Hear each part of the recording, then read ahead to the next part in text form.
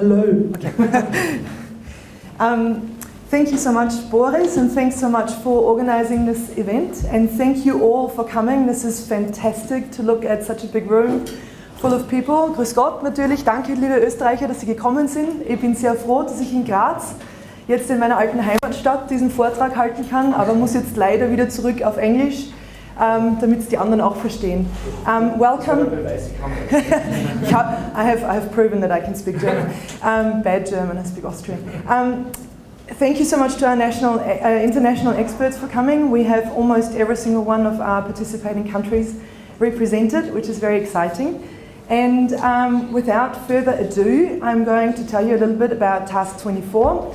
Also, just so you know, for the people who are going to be speakers, we are going to film this. It is going to be available on our expert platform.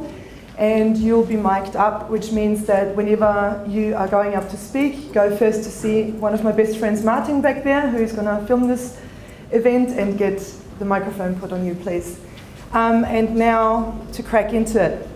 So one of the most difficult things about this task is to actually pronounce it, because it's incredibly long. So it's the International Energy Agency's Demand-Side Management Implementing Agreements Task 24, called Closing the Loop, Behaviour Change in DSM from Theory to Practice. I really wish we could find like a one-word title for it, and that's probably something that I'm going to have to look at. So what's special about this task?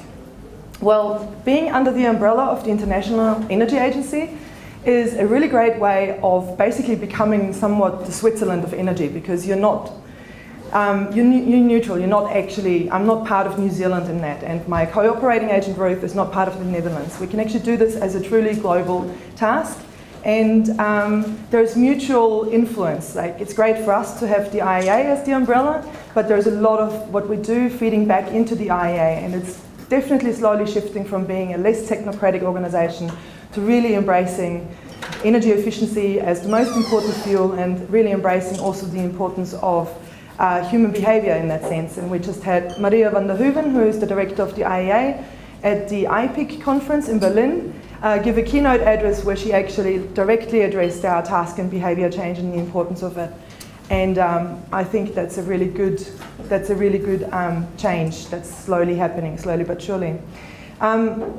We are very wide in our scope. We're looking at all fuels. We're not just looking at DSM in the electricity sense. We're looking at all fuels, including transport. We have 4 domains. There are smart metering feedback, transport, small to medium enterprises, and building retrofits. So the only thing that's really missing is large industry. We're completely multidisciplinary. Again, we don't adhere to a single discipline that looks at behaviour change. In fact, we are looking at all the disciplines that work with energy and behaviour. We do realise that energy is very much a human issue. Behaviour definitely is a human issue, and so we take a lot of very human approaches to solving these issues. Social media is one of them, and social networks, and storytelling is another, which you'll hear about a lot. You have this in your folder. These are all the ways you can contact our task or hear or read about it. We're pretty much trying to use any major social media platform, because different people use different things. If you see me personally on my phone during presentations, it's because I'm live tweeting every presentation. I'm not actually texting my friends or something like that. To talk a little bit about how the setup works is the IEA. There is a secretariat in Paris, and then there is the Committee for Energy Research and Technology, and under that there is the Energy Technology Network, and that is a network of all the IEA countries and about 6,000 scientists around the world that participate in implementing agreements. There is over 40 of them. They're almost entirely about technology and supply. Ours is, I think, the only one that really looks at the demand side. There's also one on energy efficient products, but I think we're the one that is most focused on the end user. In our implementing agreement, we currently have 16 countries, including 2 sponsors, and 25 tasks, and this is task 24. This is Ruth. She unfortunately couldn't be here today. She had bad news from her mom, but she's my cooperating agent, and we have a good relationship in the sense that I am actually a marine biologist, so I studied animal behaviour. So I come very much from upgraded from corals to human behaviour, but Ruth is a proper social scientist. She's an anthropologist, and worked in science and technology studies, and I worked in the implementation of behaviour change in government agencies in New Zealand for 7 years. So I come very much from the practical perspective, and she comes much more from the theoretical perspective. So it's a nice contrast. Here are our participating countries, most of whom are in the room, and I'm really grateful about that. And here are the countries that have given us a hell of a lot of time in kind, almost as much as the participating ones, but they're not getting the same kind of feedback as the ones that have actually given us financing.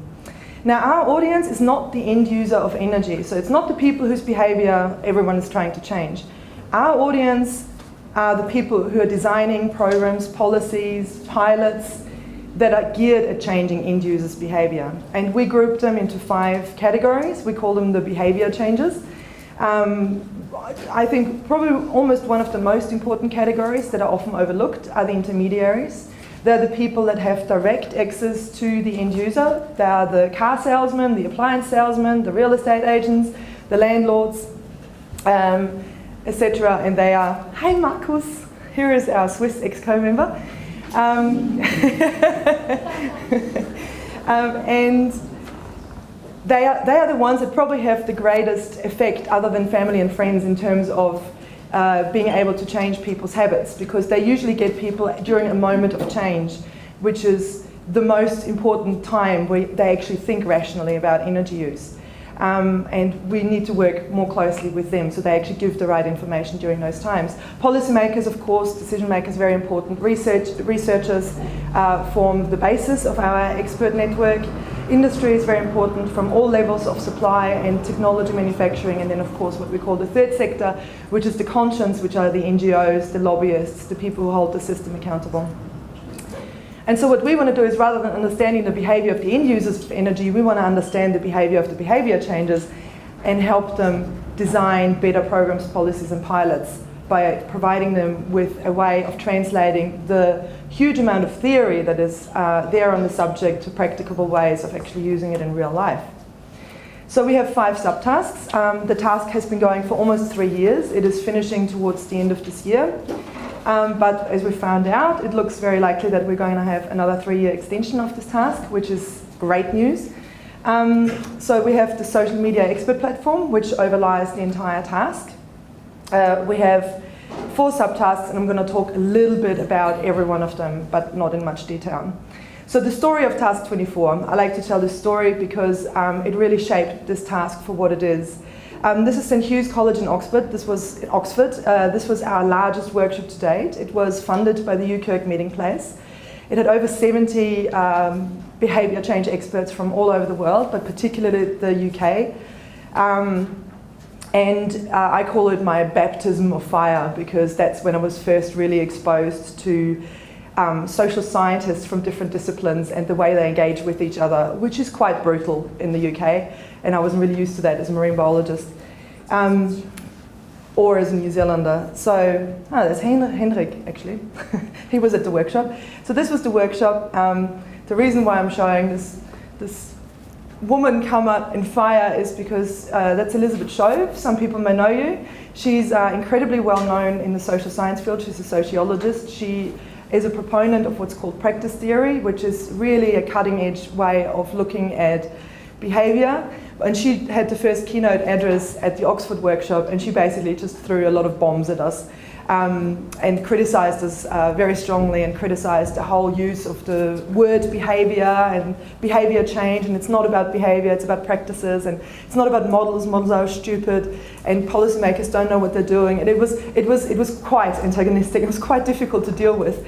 And so for the first 1.5 days of the workshop, we basically dealt with the fallout of all these bombs that were thrown into it, and everyone kind of like fighting about the word behaviour and about what is it and which model is the right one.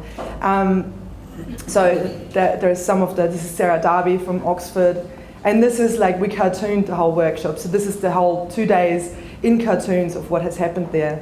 There's also a great 25-minute video, professional film of the workshop, which is worth looking at because it gives you some of the flavour.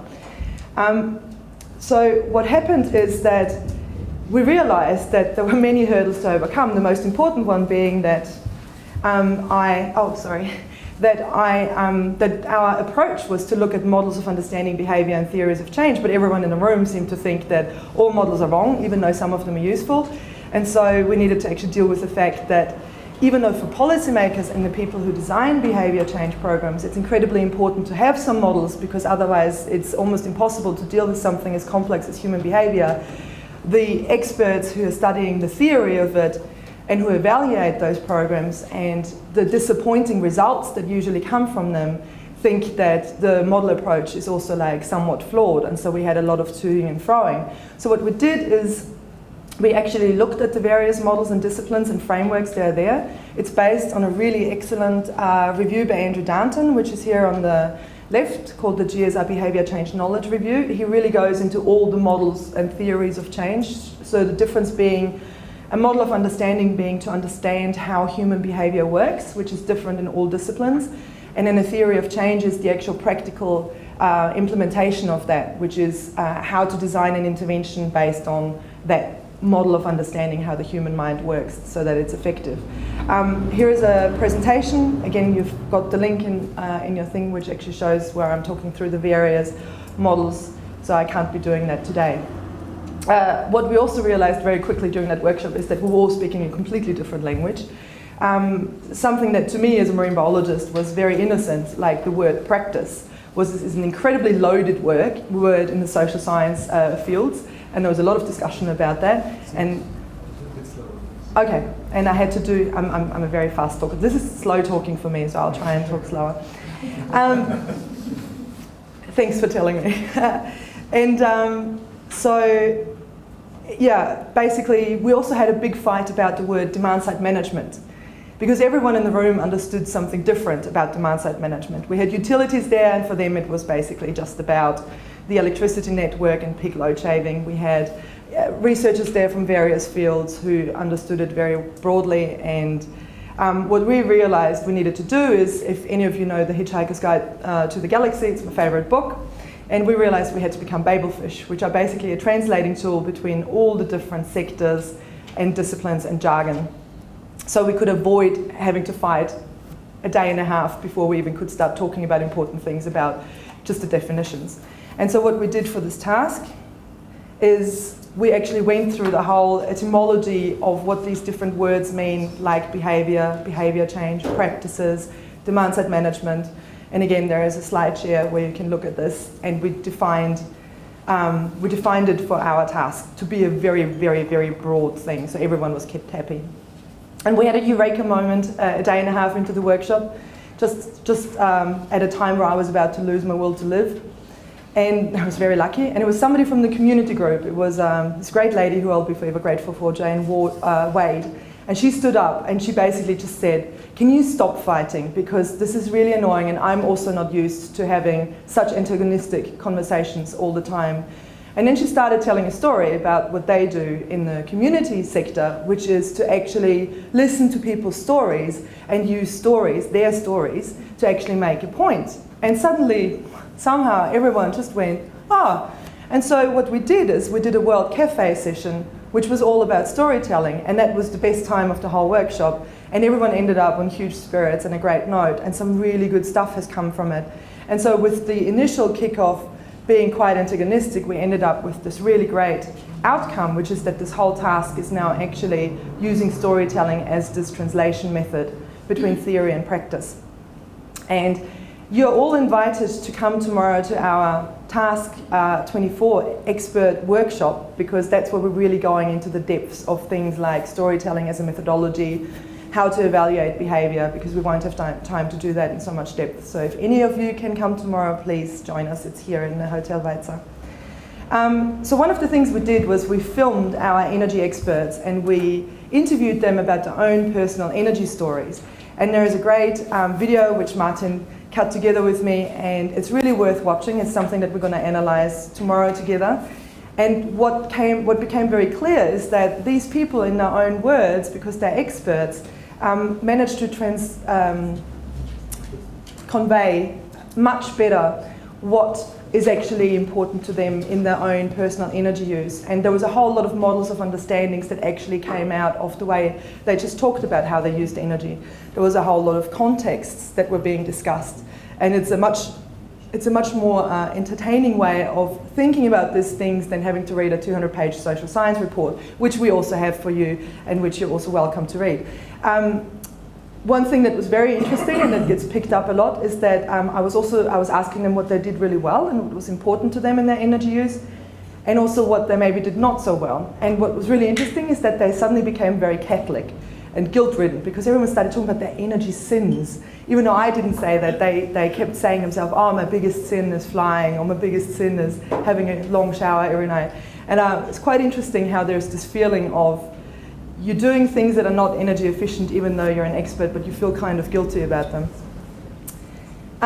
So to our first subtask, it's a helicopter overview of the various models and frameworks and contexts. And what we did after this Oxford workshop, what we realized we needed to do is we actually needed to explain the different models via the case studies that we collected from all over the world, and actually look at how these case studies, which models they have implicitly or explicitly used to understand the behavior that they were trying to change, or which theories of change have they used to design the intervention. So we created a monster, which is our report, because it keeps growing. It's now 160 plus pages, and we keep getting case studies from all over the world. Here are some of the case studies from the different countries and domains. You don't need to read that. But because it is such a big report, what we did is we actually created a wiki, which makes it a lot easier, because you can just click on the case studies or the domains that interest you or the models that interest you, and it's a way of actually making it easier for people to use the report. So to talk a little bit about storytelling, it's not actually just us being funny and trying to be kind of like creative. This is actually a proper social science tool. It's aimed at providing a way to explore how big events such as national policies impact on the small scale, such as the individuals that they're aimed at.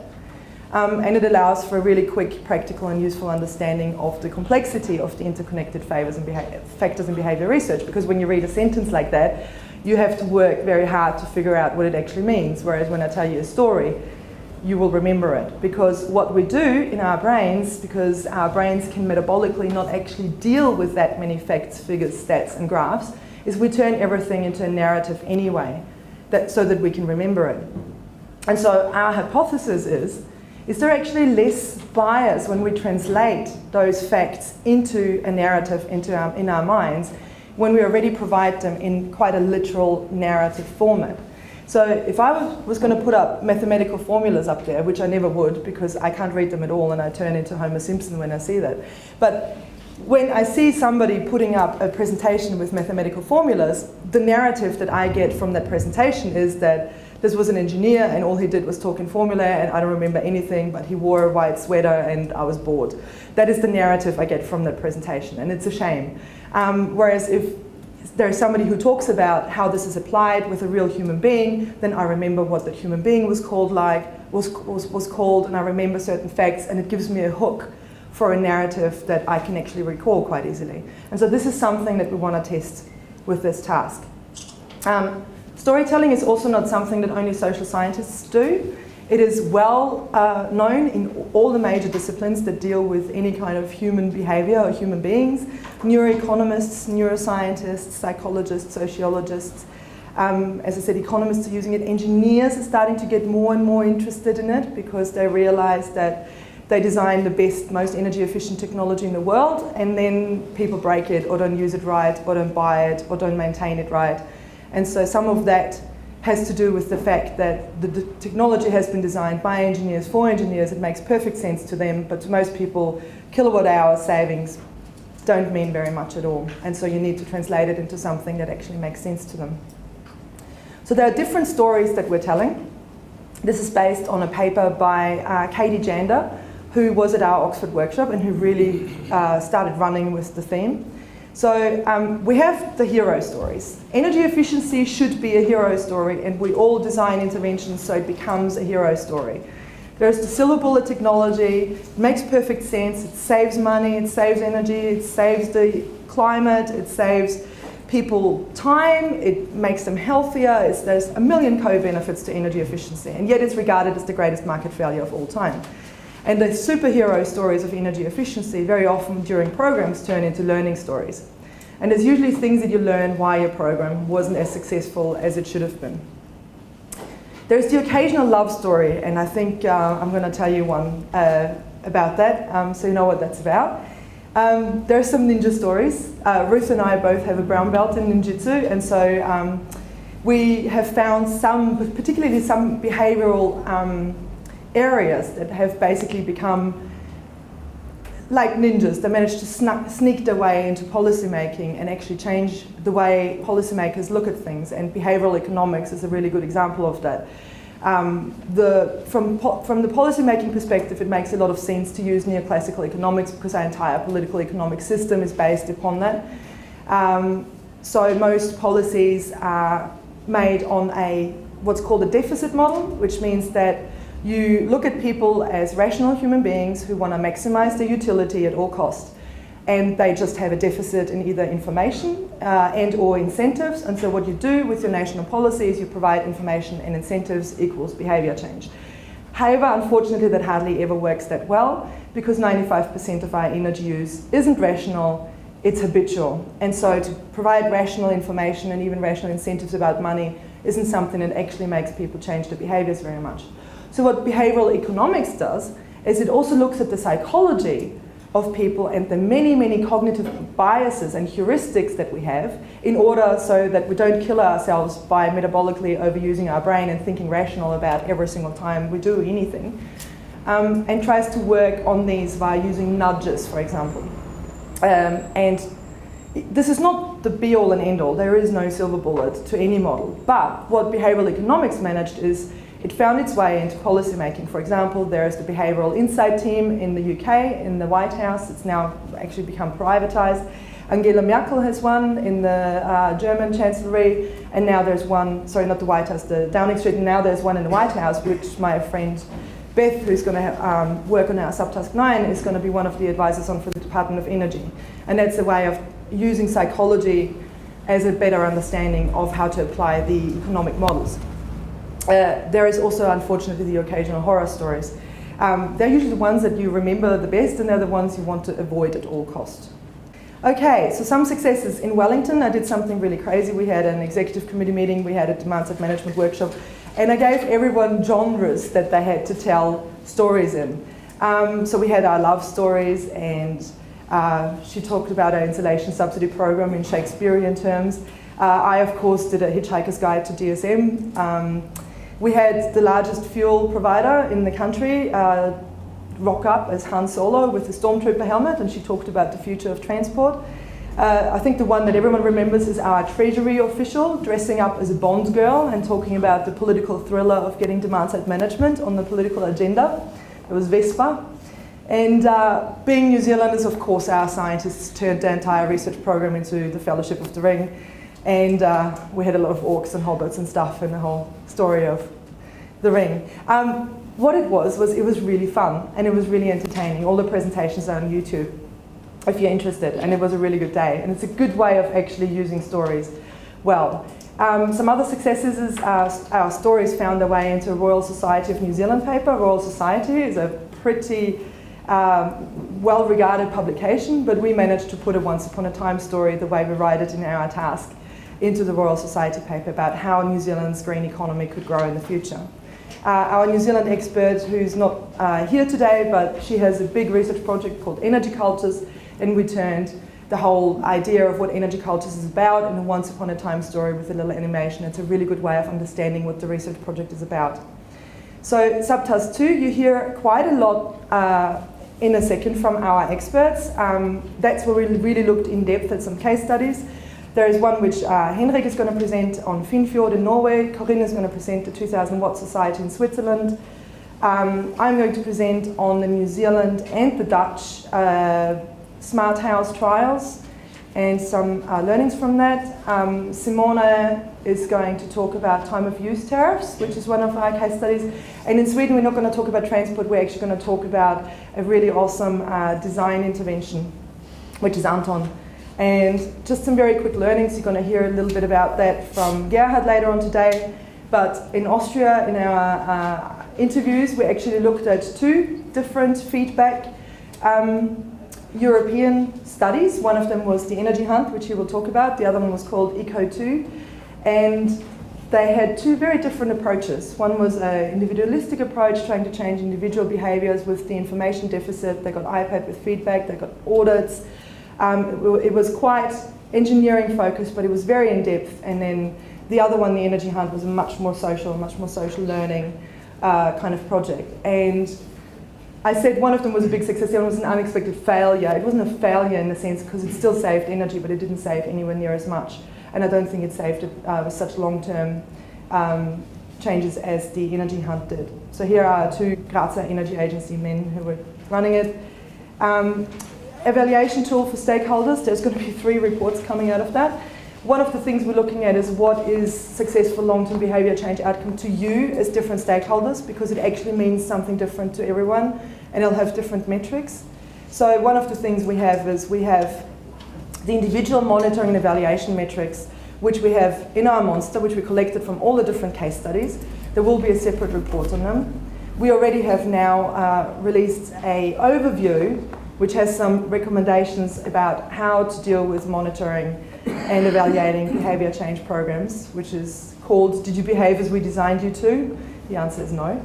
And then there will also be there is already a methodological review which we're just analysing, which is actually showing that if you find a kilowatt hour saving or change before and after an intervention, you don't know what created that change, how the mechanism was, what actually did change, if it was actually a behavioural change or something else. So it's not replicable unless you actually measure it in a way that you can follow the pathway of why did the kilowatt hours change before and after you put in an intervention. And so that's looking at this. Subtask 4 is what I'm going to pick your brains today, and Gerhard is going to give us the Austrian country story very soon. There's a really great one about South Africa, which I can thoroughly recommend looking at. I made him do it as a Western, because it's like the Wild West down there. They're still putting 1,000 new households onto the electricity grid every week, and they have massive DSM issues. And so what you have in your folder is a stakeholder survey, which I will urge you several times today to please fill out for me, because that is how we're going to collect some of the feedback from you, other than also asking you in the afternoon. And lastly, the social media platform. Anyone who wants to join it, please send me an email. It's invite only. It currently has 223 members from 21 countries. All the presentations, all the events, all the information is on the expert platform. You can use it as a social media tool, but I'll talk about it a little later in the outcomes of this task, why this is a difficult thing. And here you can see a world map of, in red are all the countries that are on the expert platform that are in kind participating, and in green we have the countries that are financially participating. And if you want to hear any more of our story, make sure you contact me or go on the expert platform and talk to me today as well. Thank you very much.